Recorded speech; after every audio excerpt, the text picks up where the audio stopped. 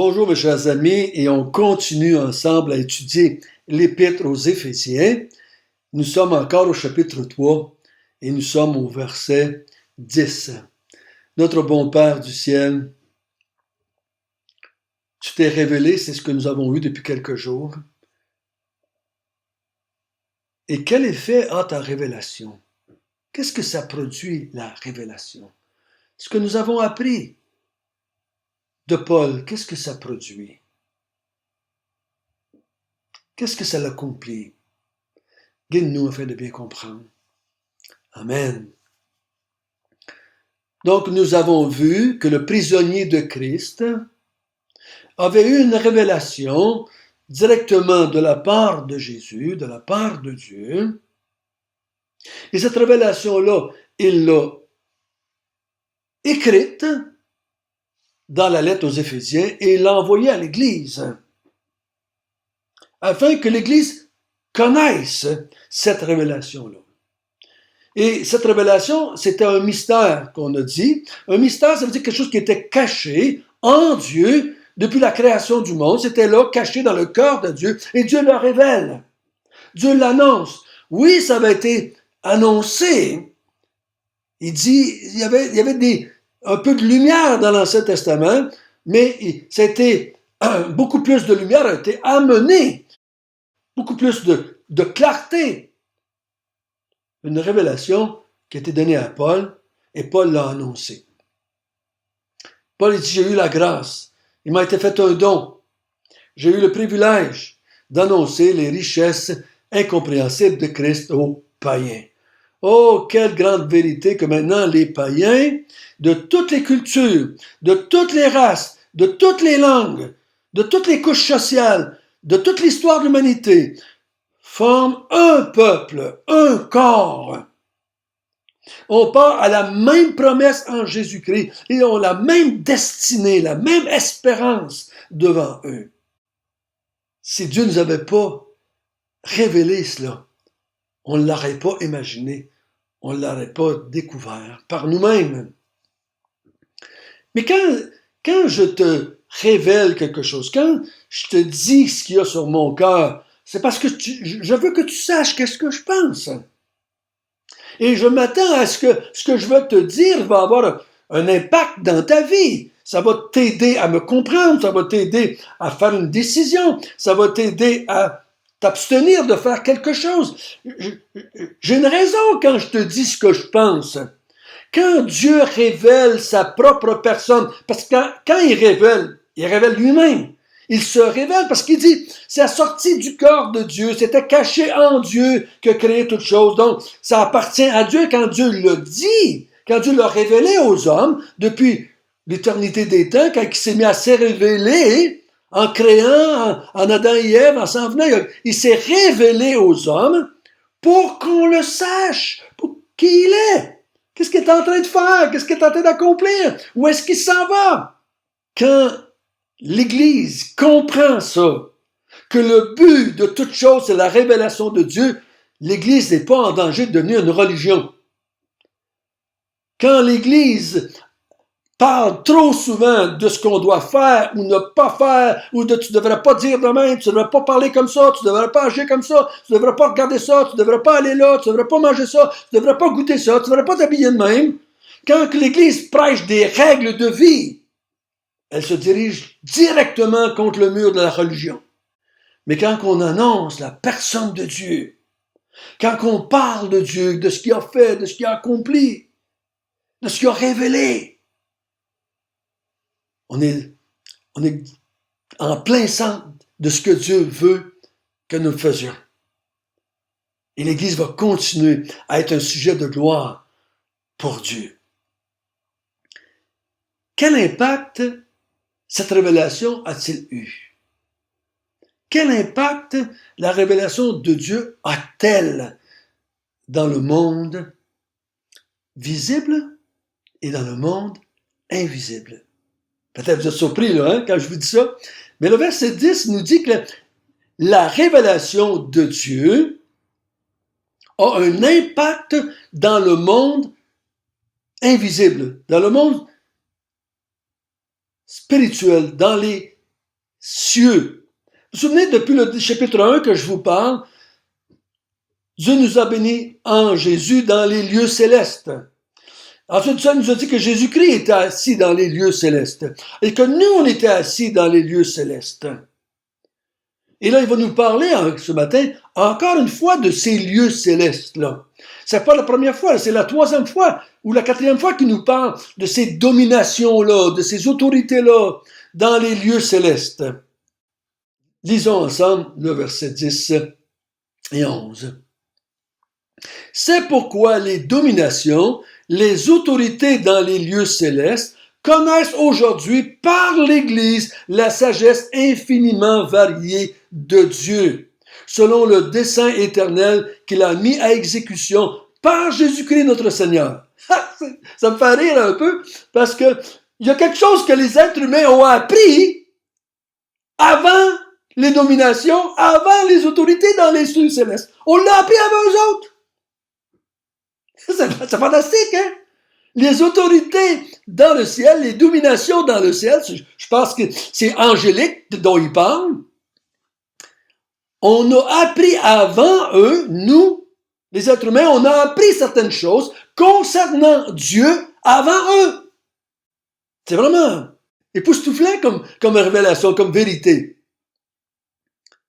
Il sait pourquoi, ce que je viens de vous parler, cette révélation que Dieu a donnée à travers Paul, que nous avons dans le chapitre 1 et 2, cette révélation qui était cachée en Dieu, que les anges n'avaient pas vue encore, était cachée en Dieu depuis la création du monde, Dieu l'a révélée par les saints prophètes, par les saints apôtres de Christ. Quand les dominations et les autorités dans les lieux célestes, c'est qui ça? Je me suis posé la question, parce que dans le chapitre 6, il va nous parler de domination et d'autorité dans les lieux célestes mauvaises. Il va parler d'esprits mauvais qui veulent détruire l'œuvre de Dieu. Est-ce que c'est eux ici ou c'est les autorités et les dominations dans les lieux célestes bonnes? Les anges qui n'ont pas chuté. Est-ce que c'est les deux? Je crois que c'est les deux. Je crois que les deux l'ont appris en même temps. Les deux ont compris le plan de Dieu révélé ici à cette génération-là que l'apôtre Paul parle dans les versets plus hauts. Il dit, ils connaissent aujourd'hui. Donc, aujourd'hui, dans le temps présent de Paul, ils connaissent maintenant quelque chose qu'ils n'avaient pas connu depuis le commencement du monde. Ils connaissent aujourd'hui comment? Par l'Église. L'Église a été le véhicule, le moyen par lequel les autorités, les dominations dans les lieux célestes ont appris quelque chose. C'est fantastique de penser cela. Ils ont appris à connaître Dieu, à savoir ce que Dieu pensait, ce que Dieu avait planifié. Ils l'ont appris par l'Église. Qu'est-ce qu'ils ont appris par l'Église? Ils ont appris la sagesse infiniment variée de Dieu. Ils ont appris à connaître la sagesse de Dieu. Cette sagesse infiniment variée de Dieu. Cette sagesse, comment Dieu s'y est pris?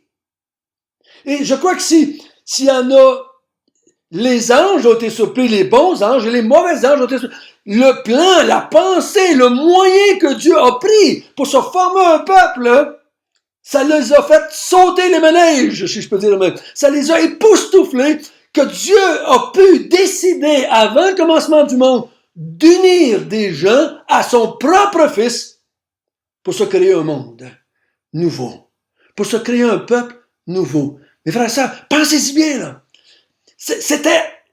C'était quasiment inimaginable, impensable que Dieu a pris des êtres pécheurs, rebelles, méchants, et les a unis à son Fils avant le commencement du monde pour les bénir en lui. Si vous regardez les religions, ils n'ont pas pensé ça, puis ils l'ont pas imaginé, puis ils l'ont pas inventé. puis il ne le prêche pas non plus. Ça l'a emmené les dominations, le monde céleste, dans les lieux célestes, ce qui existait là, dans ce monde parallèle au nôtre, invisible. Ils ont appris à connaître Dieu en regardant ce que Dieu a fait par l'Église ou dans l'Église. Quand ils regardent pas ce que l'Église fait, ils regardent pas où est-ce qu'on est saint. Ah, je vais regarder si François est un bon papa. Ah, je vais regarder si tel personnage dans l'Église n'a pas des mauvaises pensées. On va regarder si les chrétiens ils réagissent bien pendant le COVID-19. C'est pas ça qu'ils regardent. Ils regardent le plan de Dieu. Ils regardent ce que Dieu a fait. Ils regardent ce que Christ a fait. Ils regardent la manière dont Dieu s'y est pris pour se former un nouveau peuple. Ils sont époustouflés de la sagesse infiniment variée de Dieu. Ils ne sont pas époustouflés par ma vie spéciale chrétienne. Ils ne sont pas époustouflés par la sainteté de Paul ou par l'obéissance de Paul. Ils ne sont pas impressionnés par ça. Ils sont impressionnés par la sagesse infiniment variée de Dieu. Mes frères et sœurs, si vous êtes des enseignants, parlons de cela. Exposons ces vérités. Aidons les frères et sœurs à comprendre que c'est ça qui est important. Nous sommes un reflet, nous sommes un tableau qui reflète la sagesse infiniment variée de Dieu. Essayons pas de performer. Essayons pas de prouver à qui que ce soit, encore bien moins à Dieu, ou aux autres chrétiens, à nos conjoints, à nos enfants, qu'on est des bons chrétiens finalement. On est des super bons chrétiens, nous, là. Regardez, là, comment on est bien meilleurs que les gens alentour de nous, là. Si c'est ça, vous jouez à la religion, là. Le monde spirituel voit la grandeur infinie de la sagesse de Dieu par l'Église. Pas par la performance de l'Église, mais comment l'Église est venue en place. Parce que c'est ça la révélation. Que Dieu a décidé de prendre des païens et des Juifs, former un seul corps, par la croix, par l'Évangile, pour avoir un peuple qui va l'adorer, le servir pour l'éternité. Ça, c'est ce que ça a fait dans les lieux célestes. Maintenant, regardons, qu'est-ce que ça a produit sur la terre? Au verset 11, Dieu a exécuté ce plan-là par Jésus-Christ notre Seigneur, selon le dessein, la sagesse infiniment variée de Dieu, selon le dessein éternel qu'il a mis à exécution par Jésus-Christ notre Seigneur. Donc ce plan-là que Dieu avait avant le commencement du monde, depuis le commencement du monde, c'est dans sa tête, il a exécuté le plan pour mettre en place l'Église, pour pouvoir bénir les élus, les prédestinés, les rachetés, les héritiers, les scellés, pour pouvoir le faire. Il a mis son plan en exécution par Jésus-Christ, notre Seigneur. Ils sont émerveillés que Dieu a décidé de s'incarner dans la personne de Jésus-Christ pour venir accomplir son plan de salut et de mettre en place l'Église. Ça, c'est dans les lieux célestes. Maintenant, qu'est-ce que ça fait sur la terre? En lui, nous avons, par la foi en lui, la liberté de nous approcher de Dieu avec confiance. À cause de ça, à cause de cette révélation-là, à cause de ce plan-là, à cause que c'est Dieu qui l'a pensé, et c'est Dieu qui l'a exécuté, et c'est Dieu qui m'a amené à être son temple, c'est Dieu qui a mis son esprit en moi, c'est Dieu qui m'a lavé, purifié, régénéré, qui m'a racheté, qui m'a scellé. C'est Dieu qui a tout fait en moi pour avoir toute la gloire. À cause de cette vérité-là, de cette révélation que j'ai, ça ne dépend pas de ma performance, ça ne dépend pas de moi, ce que je peux faire ou ne pas faire. Cette vérité-là m'amène à m'approcher de Dieu avec confiance. Confiance pour être sauvé par la foi, confiance de vivre par la foi, de vivre sous la grâce de Dieu pendant toute ma vie chrétienne. Je l'ai déjà dit et je le répète, je suis devenu chrétien par la grâce et je fonctionne par la grâce. Je vais mourir dans la grâce. Je vais être glorifié dans la grâce. Je vais être des nouveaux cieux, une nouvelle terre par la grâce. La vie chrétienne, c'est quelque chose qui se vit par la foi sous la grâce de Dieu. Donc, cette révélation du plan de Dieu qui est exécuté en Jésus-Christ me donne le privilège de m'approcher de Dieu avec liberté et avec confiance. Si je pense que je dois faire de quoi, si je pense que ça dépend de moi pour m'approcher de Dieu, pour m'approcher du trône de la grâce, je vais shaker dans mes culottes. Je vais avoir crainte et peur. Je vais hésiter. Je vais vouloir prouver, entre guillemets, que j'ai le droit d'être là. Tous ces enseignements, des fois, qu'il faut être en règle avec Dieu, il faut être en paix avec Dieu, il faut confesser avant de prier, il faut faire ceci avant de faire là, il faut faire ceci avant de s'approcher de Dieu, il faut être certain qu'on est peu quand on s'approche de Dieu. C'est pas ça que je vois ici dans le texte, du moins pas ce texte-là, pas ce texte-là. Ce texte-là dit, j'ai toute la liberté de m'approcher de Dieu avec confiance. Pourquoi? À cause de ce que Dieu a fait en Jésus-Christ. L'autre chose que ça fait au verset 13, aussi je vous demande de ne pas perdre courage à cause de mes afflictions que j'endure pour vous. Elles sont votre gloire. Donc gardez courage. Ne vous découragez pas si vous savez que je suis en prison, si vous savez que je suis malmené, si vous avez appris que j'avais été fouetté, si vous avez appris que j'avais été lapidé, si vous avez appris toutes sortes de choses. Ne vous découragez pas. C'est votre gloire. C'est votre gloire dans le sens que c'est à cause de cela que vous êtes des croyants maintenant. C'est parce que j'ai accepté d'être prisonnier pour pouvoir vous révéler les vérités que j'avais entendues. Les choses que Dieu m'avait révélées. J'accepte d'être prisonnier. C'est pas que je veux être prisonnier, j'accepte d'être prisonnier.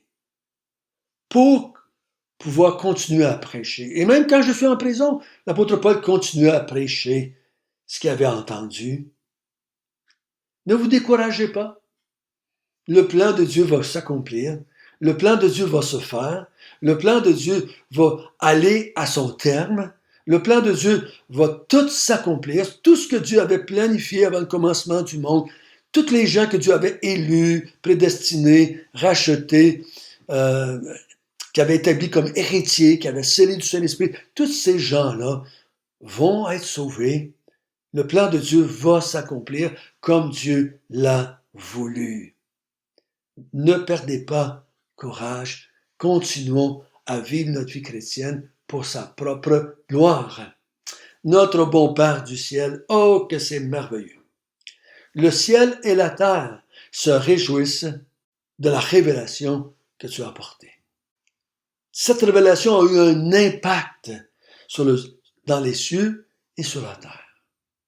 Dans les cieux, il y en a qui ont vu ta sagesse infiniment variée. Sur la terre, nous aussi on voit cette sagesse et ça nous pousse à s'approcher de toi avec une grande liberté, avec une grande confiance que nous sommes pleinement acceptés en Jésus. Béni sois-tu. Amen.